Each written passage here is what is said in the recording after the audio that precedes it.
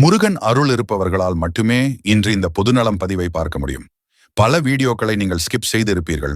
ஆனால் இன்று இந்த பதிவு உங்கள் கண்ணில் படுகிறது என்றால் உங்களிடத்தில் முருகன் கூற வருவது இதுதான். பொதுநலம் வீடியோவை கடைசி வரை பாருங்கள்.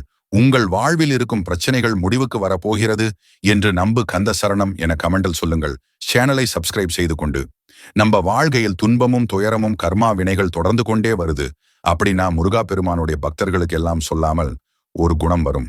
அது என்ன தெரியுமா? போராடுற குணம் விற்றா நான் பார்த்துக் கொள்கிறேன். ஒவ்வொரு முறையும் கீழே விழும்பொழுதும் முருகன் கூறுவார், எந்திரி என் மகனே, கீழே விழுவதற்காக நீ பிறக்கவில்லை, ஓடுவதற்காக பிறந்திருக்கிறார். கீழே விழுவாய், ஓடுவாய், அடிபடும், ரத்தம் வரும். ஆனால் ஒன்று மறக்காதே, உன் மனதில் நான் இருக்கிறேன். உன்னை ஒருபோதும் நான் விடமாட்டேன். உனக்கு வாழ்க்கையை கற்றுக் கொடுக்க சில தடங்கல்கள், சோதனைகளை கொடுப்பேன்.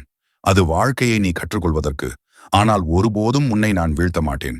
என்னை நம்பி வந்தவரை முதலில் சோதிப்பேன், ஆனால் என்றும் கைவிட மாட்டேன்.